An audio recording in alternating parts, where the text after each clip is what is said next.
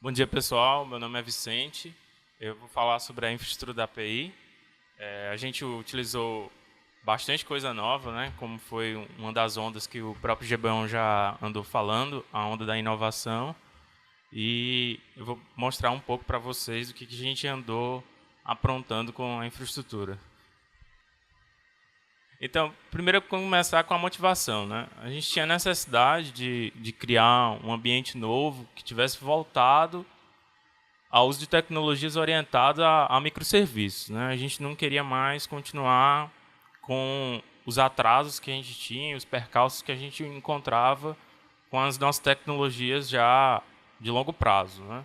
A gente tem uma série de engessamentos na própria linguagem, né, de programação, o Java já numa versão um pouco defasada, e a gente começou então a imaginar uma espécie de ambiente novo para receber um novo tipo de aplicação. Naquela época a gente não tinha ideia ainda do que podia aparecer, né? Então, o primeiro contato que a gente teve com tecnologias novas pela literatura foi o Docker. O Docker naquele momento estava explodindo, todas as indústrias e empresas em geral estavam utilizando orquestração e container. Então a gente começou a estudar de fato o que é ter uma aplicação em container, né? Então a primeira coisa que a gente pensou é essa nova dinâmica de aplicações não é a mesma coisa que eu só pegar a minha aplicação e colocar em um container. Então, se eu tivesse meu sistema aqui, como por exemplo o CPAC ou o CIGA em um container, a gente vislumbrou que isso não ia trazer uma real melhora para os nossos sistemas. O que a gente queria fazer era algo realmente voltado a microserviços, como a literatura mesmo mostra. Por exemplo, a Walmart e outras grandes empresas como a Amazon, elas tinham um ambiente monolítico e esse ambiente foi sendo desconstruído, né, gerando novos sistemas menores em microserviços. Então, a gente mesmo entende que tem muitas aplicações hoje em container, mas o que a gente queria fazer não era só colocar uma aplicação direto dentro do container. Ficou claro isso? Depois eu vou deixar aberto mais para dúvidas, que isso é um ponto bem sutil.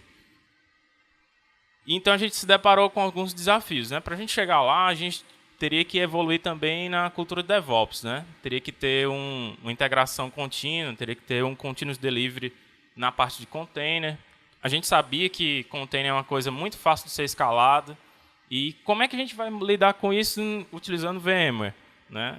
A gente via que na literatura todo mundo usa nuvem, tá todo mundo usando cloud, o próprio Google, a Amazon, a DigitalOcean. E como é que eu vou fazer isso dentro do meu VM? Se minhas características dentro do VM são limitadas, né? Vou dar essa explicação um pouco mais à frente. Então a gente começou com um projeto simples, a gente chamou um projeto interestelar, por causa do filme mesmo. E a nossa ideia era fazer uma nave que embarcasse nosso código. Então daí a gente nasceu o nosso primeiro Dockerfile, que foi criar uma imagem que rodaria um possível projeto do futuro, utilizando um sistema operacional muito leve, que é o Alpine, e que estivesse pronto para receber tecnologias novas com a linguagem Java na versão 8. Então aí nasceu a primeira imagem da Sinf, que é o Sinf Endurance 1.0. Esse projeto a gente fez subindo em uma máquina virtual, né? Então é uma máquina robusta, porque a gente imaginava que ia usar bastante container, que ia ter uma diversidade de containers escalando muito rápido. Então a gente fez o seguinte: criou uma máquina com uma capacidade um pouco grande, né? Então 32 GB de memória, 16 cores. Esse foi o início da máquina. E a desvantagem a gente via, né? Como é que a gente vai fazer no caso se os containers escalarem a um nível assim que a gente não tem controle sobre eles? Então, essa era uma das piores desvantagens que a gente encontrava. O recurso está preso ao tamanho da VM. Se a gente tiver que o nosso ambiente crescer de containers, a gente tem que parar a nossa VM para fazer com que a gente cresça o recurso, né? E dar continuidade ao crescimento dos containers. E isso a gente não quer. Né? Infraestrutura, ninguém quer ter downtime. A gente quer que as coisas fiquem dinamicamente sendo alocadas. Mas vamos continuar. Daí, a gente encontrou, né, com esse problema de ter vários containers, e isso utilizando só linha de código, né, só o shell script, na verdade. E você via que ficava um pouco complicado você ter um ambiente de container sem nenhuma visualização, né? No caso, hoje a gente tem 53, 55 containers, eles podem variar um pouco, né? Devido à nossa máquina ser limitada, né?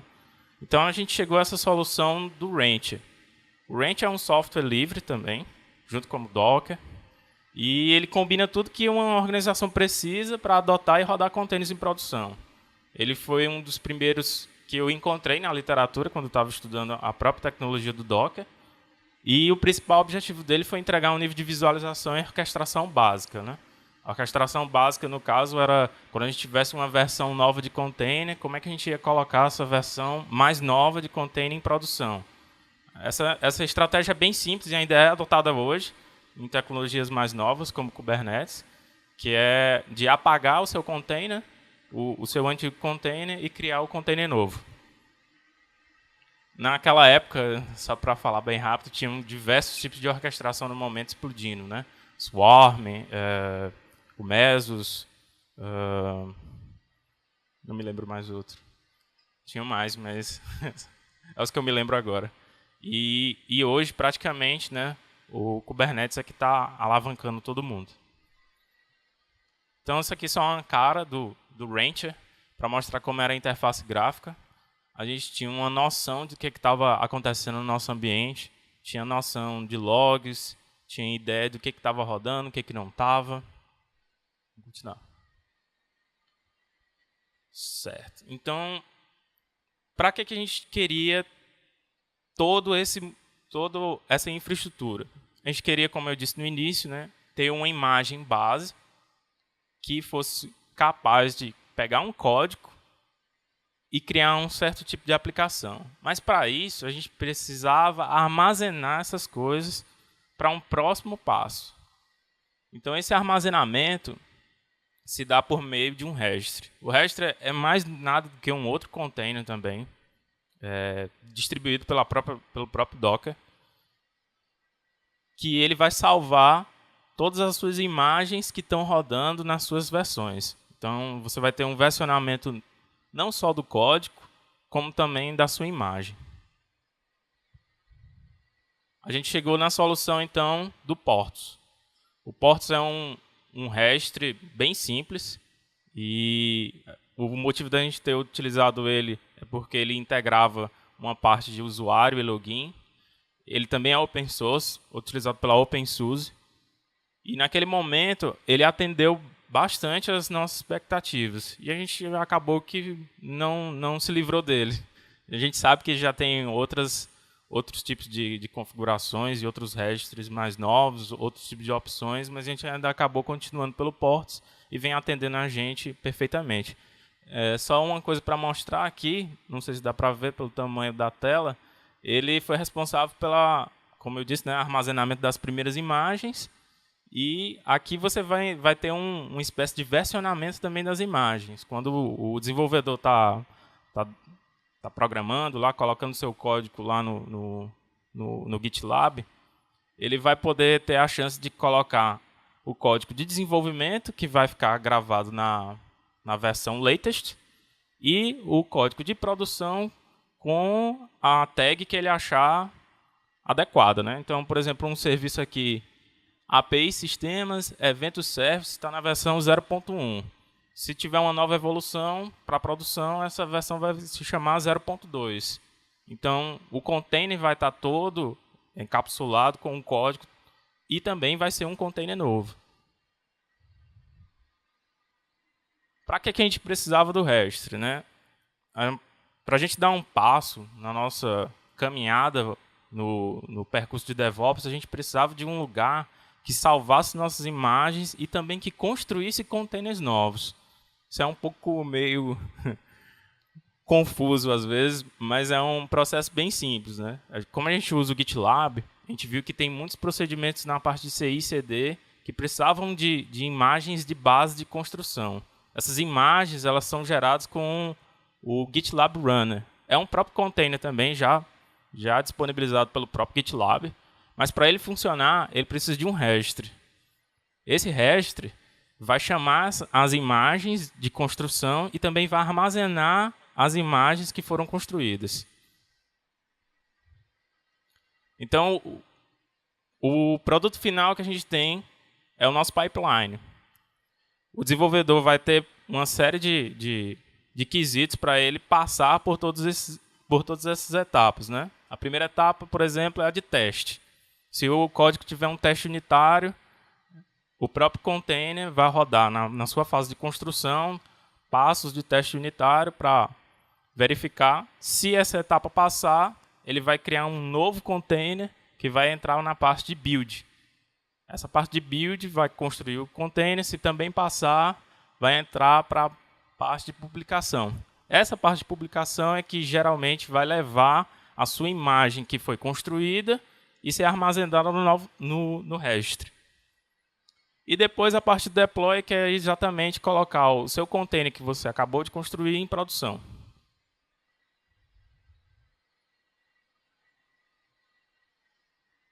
Depois que o container está em produção, a gente precisava também de uma nova estratégia para não interferir nesse procedimento. Na verdade, a gente queria um procedimento automático, né? Então, somente com o Shell Script, a gente adotou a solução do Ranch de Stacks, e com ela a gente pode subir um Docker Compose e um Ranch Compose, que também são arquivos já versionados, que ficam gravados dentro do GitLab. Então, o próprio desenvolvedor ele pode ter a opção de fazer mudanças de questão, por exemplo, eu quero que o meu serviço suba com 2 containers, porque a quantidade de pessoas nesse período vai ser um pouco maior, ou então com 3, ou então com 4. Vai depender também do recurso da nossa máquina, né? Esse é um problema. Então, aqui, a gente tem um processo de deploy, né, da nossa stack, que vai entregar todo o serviço. Infelizmente, a imagem não ficou tão grande, eu acho que não está tão visível para vocês. Mas aqui dá para ver que um dos serviços que estão subindo é a internacionalização services. Então, o primeiro passo ele vai chamar então, a imagem que está guardada no nosso registry e a versão dessa imagem. E logo ao lado dela tem um arquivo do Ranch Compose que vai dizer que tipo de serviço é e quanto ele quer ser escalável. No caso aqui está com Scale 1, então vai subir somente com um container. Então, se o desenvolvedor achasse que naquele momento ele queria subir com mais containers, ele só precisava alterar esse arquivo no GitLab e rodar o pipeline novamente, que já daria as novas imagens. Esse processo é bem rápido. O processo daquele pipeline eu acabei esquecendo, mas em geral, em média, para a API de sistemas dura 1 minuto e meio. É uma coisa bem, bem rápida mesmo.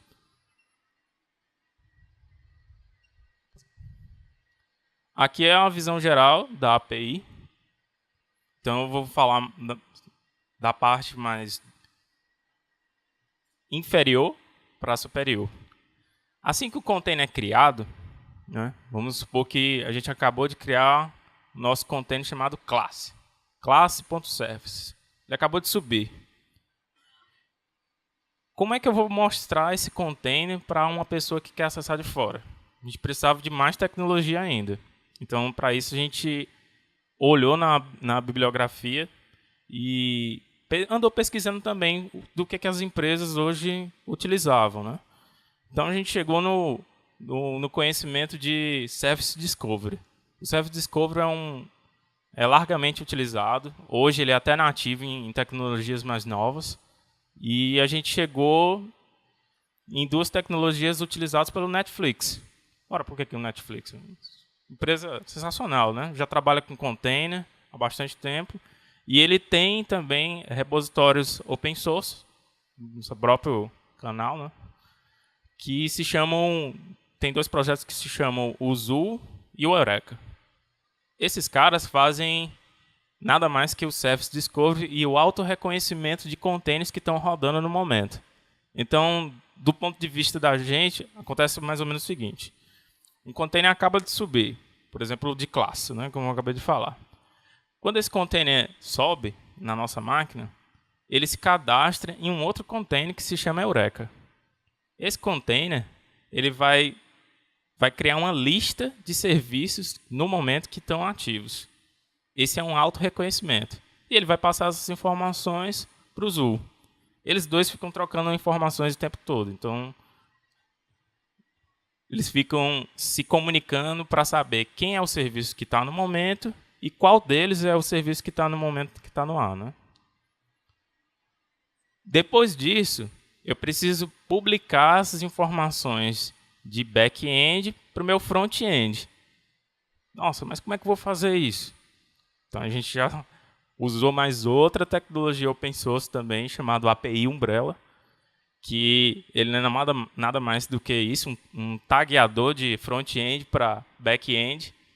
E daí foi bem simples passar essa informação já para a internet, já para o usuário final. Então, descendo agora, se você está no seu computador e faz a requisição, primeiro você vai bater no nosso tagueador, que é o Umbrella. Depois ele vai encaminhar para o Spring Zoo, que ele vai perguntar para o Eureka se existe o serviço e se ele está ativo. Essa parte teve a gente teve uma grande ajuda de Jean. Na verdade, foi ele que desenvolveu toda essa customização do Zoo e Eureka para o serviço da UFRN. E vocês vão ter mais detalhes na apresentação dele.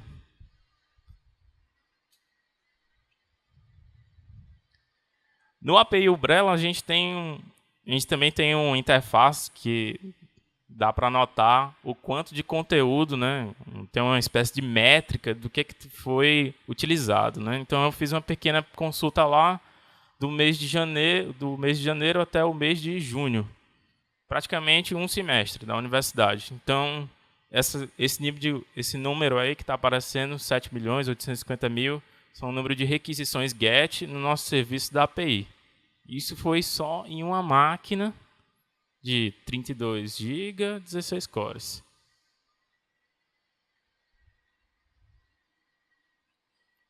Bom, o próximo passo, né? O próximo passo que a gente quer chegar de fato e resolver os nossos problemas de não manter somente uma máquina. Primeiro ter um processo de orquestração mais consolidado.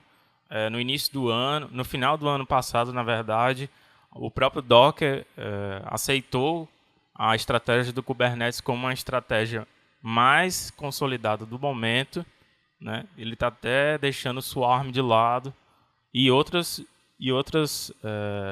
indústrias, vamos dizer assim, e outras empresas estão abraçando de fato o Kubernetes. A própria Google já liberou o código do Kubernetes, foi ela que começou com tudo, né? Mas hoje em dia o Kubernetes é open source, ele é também... como diz o nome? Isso. Ele tem influência, na verdade, né, de grandes empresas. Uma delas é a Red Hat. Hoje, por exemplo, o número total de commits do Kubernetes, 30% é da Google ainda, mas outros 30% é da Red Hat. E o resto da comunidade em geral. Então você vê que o open source e a comunidade ajuda muito tecnologias novas. E hoje, praticamente, é o modelo de orquestração mais completo e mais utilizado do momento. Só que aí a gente tinha essa dúvida, né? Como é que a gente vai parecer uma nuvem sem ser uma nuvem? Kubernetes hoje, praticamente quem usa está sempre lá no cloud da vida. Como é que eu vou rodar isso dentro do meu VMware? A solução para isso foi o Rancher Kubernetes Engine. Eles lançaram isso no início desse ano e ele permite com que a gente suba um cluster Kubernetes com toda a facilidade da orquestração de containers. Eu vou tentar explicar um pouco mais no próximo slide. Então, como é que é isso, né? Como é que a gente vai ter o nosso ambiente dinâmico e se livrar de vez da nossa máquina lá, VMware, presa, né? Que está lá, a gente não pode mudar o... A gente até pode, mas aí vai ter o downtime. A gente não quer um downtime. Como é que a gente vai ter o nosso ambiente dinâmico? Primeiro, a gente foi estudar e ver como é que o Ranch funciona por debaixo dos panos. Então, como eu havia falado, né, tem muita... O próprio Ranch já tem muitos... como é que diz? Muitos endpoints, né? No caso aqui, tem a própria nuvem do Google, a nuvem da Amazon, a nuvem do Azure, a nuvem do DigitalOcean, ou então você pode utilizar para opções que sejam feitas na mão. Por exemplo, você já tem um cluster Kubernetes que você montou no seu bare metal, ou você montou o seu próprio cluster Kubernetes na sua VM. A gente sabe que montar um cluster Kubernetes é muito complicado às vezes. O próprio Edmilson já passou pela experiência de montar um e viu como é complicado. E além disso, você tem que pensar na maneira de expandir ele, deixar ele dinamicamente alocado, né? Então, qual foi a grande sacada? Esse ambiente dinâmico se dá da seguinte forma. Você vai fazer uma conexão da API do Ranch direto com a API do vSphere. Isso com login, senha, com todas as permissões que você tem.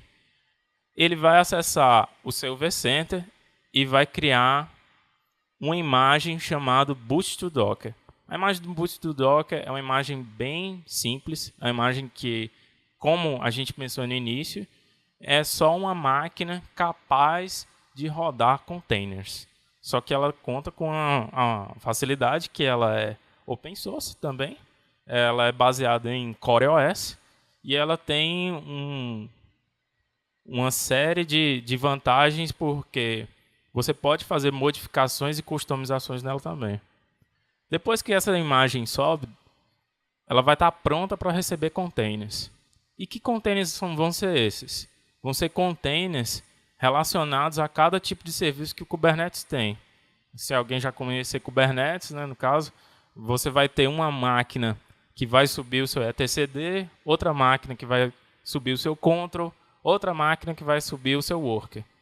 Só que essa vantagem de subir isso vai ser que essa API vai ser dinamicamente alocada. Então, caso uma das máquinas comece a ficar com processamento alto, com um nível de CPU muito alto, com um disco muito alto, a gente vai ter a possibilidade de escalar ela automaticamente ou apenas manualmente clicando em um botão. Apenas isso. Então, esse é o grande passo que a gente está andando, né? A gente já tem uma coisa, protótipo já funcionando, e a gente espera que daqui para frente os desafios apareçam bem mais, que a gente já sabe que tem muitos problemas que podem ser enfrentados e coisas novas que podem aparecer, né?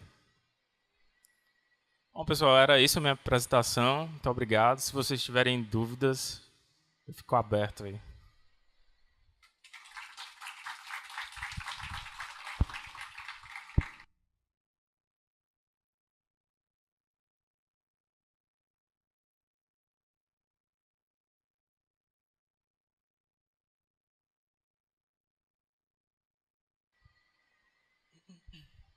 Bom dia.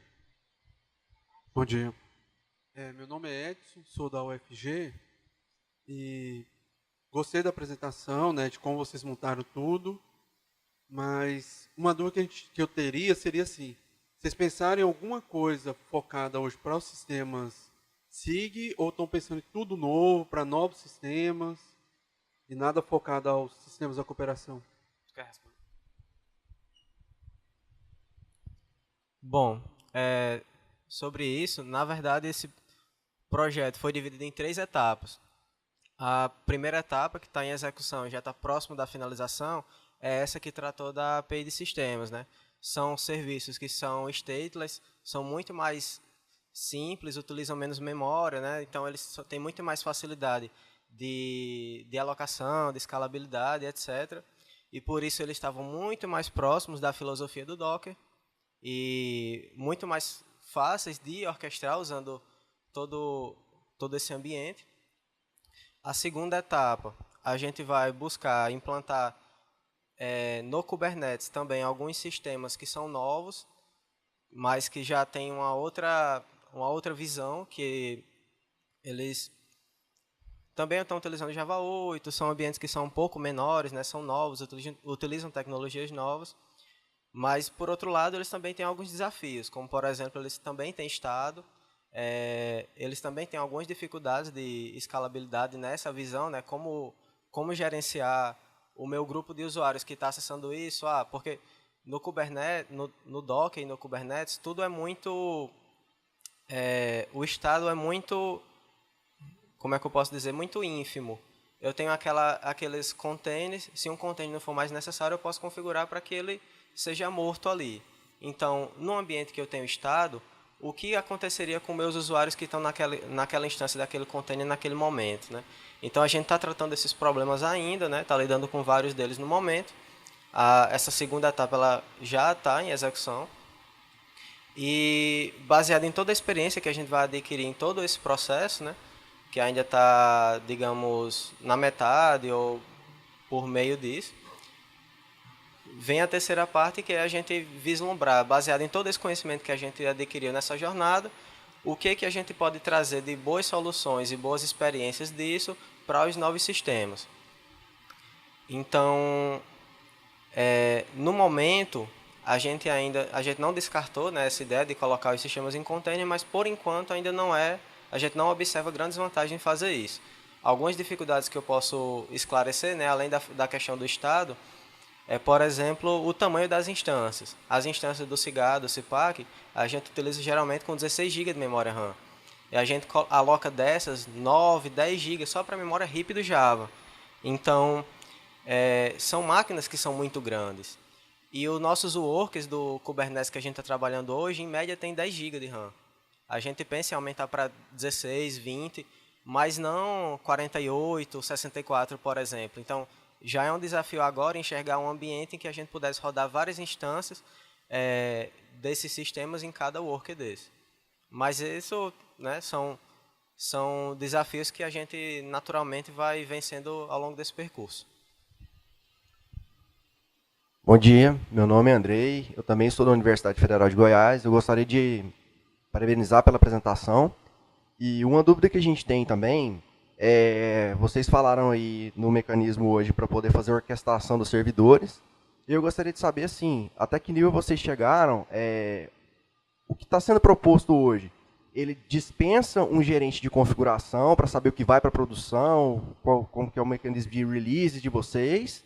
Né? E outra coisa, foi falado em zero downtime, né? E a gente está falando do ambiente que ele funciona em JSF.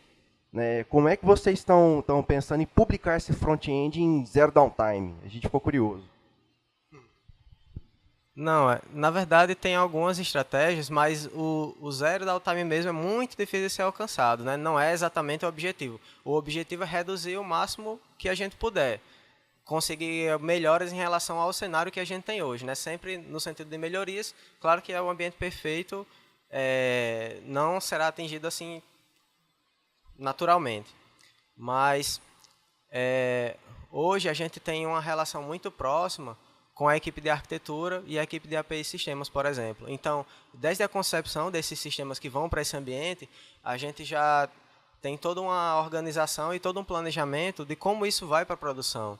Então, por exemplo, na primeira interação, a gente está lá sempre próximo disso, né, desse ambiente, dessa disponibilização, mas nas atualizações seguintes, o próprio Jean, por exemplo, tanto no ambiente de sustentação como no ambiente de produção, ele consegue, a partir do GitLab, fazer a atualização dessas versões de forma automática. Né? Basta ele definir que em um momento ele quer colocar isso em produção e fazer essa alteração para a marcha que o ambiente de produção será atualizado.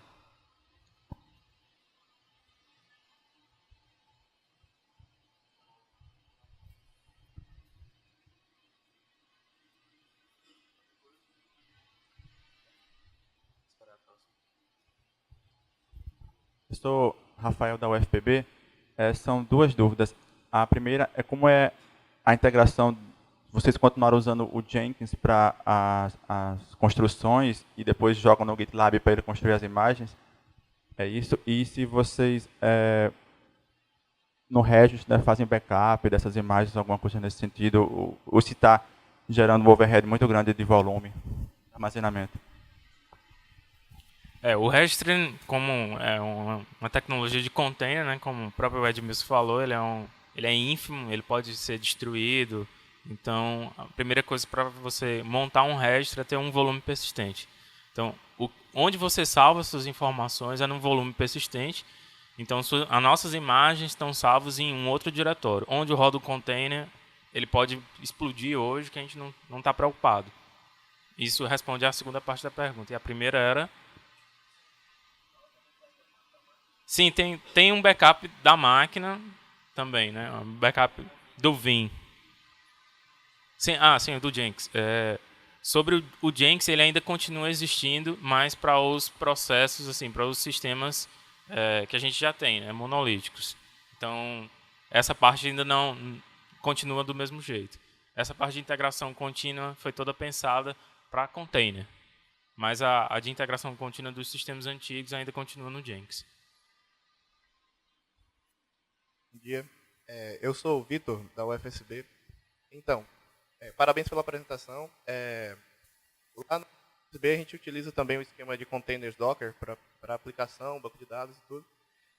E a gente utiliza como orquestrador o Portainer. É uma estratégia em tantos recursos quanto o Rancher, porém é mais enxuto e é mais fácil de visualizar. A gente também utiliza o Prometheus para poder monitorar esse esquema de containers. Mas, na questão de monitoramento mesmo, para monitorar a aplicação em si, a gente não tem nenhuma ferramenta. A gente tentou algumas ferramentas baseadas em TMX, em a versão do JBoss, que é utilizada para as aplicações na versão atual, não dá suporte para esse tipo de ferramenta. Isso. Eu queria saber se vocês utilizam alguma outra ferramenta para fazer monitoramento da aplicação. A gente conseguiu monitorar a parte da base de dados utilizando os ABICs. Vocês até forneceram um arquivo com as configurações necessárias para fazer esse tipo de monitoramento. Mas só que na parte da aplicação em si, a gente não conseguiu definir uma estratégia que seja útil atualmente. A gente entende perfeitamente porque é exatamente esse tipo de problema que a gente encontra com o JBoss, né? O JBoss nessas versões mais antigas, eles não têm esse suporte a essas coisas novas. Então, por que a gente vai continuar com ele? Por exemplo, as aplicações novas hoje são desenvolvidas com Spring Boot. Ela é uma função já REST API. Então, fica muito mais fácil você ter uma visualização com o próprio Prometheus do que está acontecendo dentro do seu container, entendeu? É isso que eu falei desde o início. A gente não quer colocar um sistema inteiro dentro de um container, um sistema que é monolítico, que tem uma série de defasagens. A gente quer construir novo. E isso eu acho que responde a sua pergunta. Bom dia, sou Daniel, também da UFSB. Eu queria saber se vocês têm a intenção de compartilhar as imagens que vocês utilizam com o SIG e com os cooperados, que aí facilitaria que a preparação do ambiente não é tão trivial, né? A gente apanha um pouquinho. Essas imagens, então, pelo menos as imagens que estão rodando hoje da API, todas são versionadas. Então, vocês vão ter que entrar mais em contato com os desenvolvedores do que com a gente. Eu não sei que versão você vai rodar lá. Então, mas, se for o caso, eu acho que tem como liberar as imagens básicas, como, por exemplo, o próprio Endurance, porque não é uma imagem... São todos baseados em open source, então é tranquilo. Bom dia, parabéns pela apresentação, eu sou o Marcelo Pimentel da CGU. A gente também lá está adotando essas tecnologias já. Na mesma linha de vocês, a estratégia foi, as novas aplicações vão entrando exatamente para facilitar esse processo. Mas eu tenho uma dúvida na linha de que o colega perguntou e que vocês até responderam dizendo que há uma grande proximidade entre vocês e a área de desenvolvimento, pelo que eu entendi, que é o desafio que nós estamos lá hoje, né? A ideia é, com DevOps, integração contínua, é deploy contínuo. Vários deploys durante o dia. A gente está com uma cobertura de teste muito grande na área de desenvolvimento, eu coordeno a área de desenvolvimento, mas temos uma dificuldade entre desenvolvimento e infra. No nosso caso, lá é bem segregado, né? A produção só infra a mão. E estamos com essa dificuldade para ter essa garantia de poder fazer deploys ao longo do dia, entregamos uma funcionalidade nova, bota em produção, né? Como é que vocês estão tratando isso aqui? Lá a gente tem um processo de gerenciamento de mudanças já há muito tempo, então tem todo um ciclo de aprovação. A gente tem mudanças. No caso dos deploys, eles já são pré-aprovados e tudo, mas ainda assim o pessoal fica desconfortável, quem cuida da produção lá na infra, por vários deploys durante o dia, né? E a estabilidade do... Como é que está sendo isso aqui para vocês?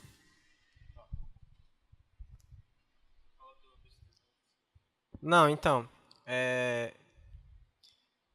com relação a essa questão do DevOps, aqui a gente tentou fazer totalmente o oposto.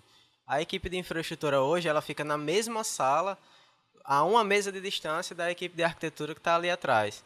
Então, a gente tem esse diálogo bem mais fácil. Com relação a essa questão do deploy em produção, cada sistema tem um líder de projeto, né? Tem um líder técnico, um líder de projeto. Eles, obviamente, a cada release ela passa por um ciclo de testes e é aprovada tanto pelo testador quanto pelos líderes. E o próprio líder, através mesmo nos sistemas velhos, pelo Jenkins, ou nos sistemas novos, pelo GitLab, conseguir fazer o deploy e todas as instâncias em produção são atualizadas, né? Então, a gente tem isso hoje já bem tranquilo. A única interação que acontece de forma maior, que depende da infraestrutura, é quando há alguma alteração, por exemplo, se for necessário colocar algum sistema novo em produção, aí a gente precisa, naturalmente, criar as máquinas virtuais que vão responder por esse sistema, fazer configurações de rede, de faro, configuração do DNS, qual é o URL que vai responder por ele, qual balanceador vai responder pelo sistema. Mas, a partir desse primeiro laço, toda a atualização dos sistemas sai um pouco da nossa responsabilidade, exceto quando tem atualização do banco de dados. Quando tem atualização do banco de dados, foi criada uma regra que ela precisa passar por nós, né? Somente a infraestrutura tem acesso ao banco de dados. Então, se aquela release tem um script de banco de dados para ser rodado junto a ela, a gente roda isso. Mas também é de forma manual, né? A gente não precisa pegar lá o SQL e colocar no Postgres. A gente roda isso hoje também de forma automática. Eu queria só complementar que o Facebook ele tem uma frase muito interessante que desenvolva muito rápido, quebre muito rápido. Então, se coloca exatamente nesse passo de produção. A gente pode quebrar nossas coisas em produção muito rápido, mas a gente também pode voltar muito rápido.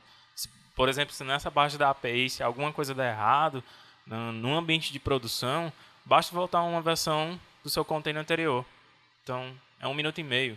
É uma coisa, um downtime que às vezes o usuário nem percebe. Queria só também complementar uma coisa e esclarecer até uma questão assim, estratégica dessa mudança, né? A gente tem, né, todos sabem aí, tem todos os sistemas e como eu falei lá na apresentação, são coisas imensas, né? Vocês mantêm, né, CIPAC, CIGA, CIGRH, é um desafio enorme com tecnologias, né, que hoje a gente observa que são tecnologias antigas, né, que precisam ser substituídas, mas tem aquele desafio, como é que eu transformo, né, movo um elefante do dia para a noite, né? Então o desafio é esse. E aí toda aquela estratégia do modelo bimodal, acho que aqui já demonstra assim, o que é que a gente, né, o modelo bimodal você tem que manter o legado, mas ao mesmo tempo construir o futuro. Aqui, né, a API, essas infraestruturas, a gente está mostrando como vai ser o futuro, tá? E em relação aos sistemas legados que a gente tem, né, o CIGA, o CIPAC, o CIGRH, que a gente está transformando, qual é a estratégia principal, que é inclusive a segunda etapa que a Edmilson comentou aí? É a gente começar a desconstruir o modelo monolítico. Então, eu tenho lá o CIPAC, tá? Ele é um monolítico, mas a gente já está fazendo o quê? Então, eu dei alguns exemplos na apresentação. Então, eu tive que fazer uma melhoria no módulo de memorandos. O módulo de memorandos está dentro do CIPAC, lá é uma coisa monolítica. O que é que a gente fez? Não vou mais fazer manutenção nisso. Eu vou criar um novo sistema, tá? Já com abordagem de microserviço, muito mais enxuto, que lida com tecnologias mais atuais, e ele é totalmente independente do CIPAC. Tá? Ele roda independente do CIPAC, mas ele tem uma integração. Tá? Eles compartilham a autenticação, eles compartilham dados, mas no modelo de microserviço. Então, a ideia, né, o plano de evolução futura é fazer isso, a gente começar a desmontar pedaços do sistema, né, do SIGA, do CIPAC, do SIG-RH, e ficar construindo sistemas menores que vão orbitando ele até o ponto que o monolítico desapareça.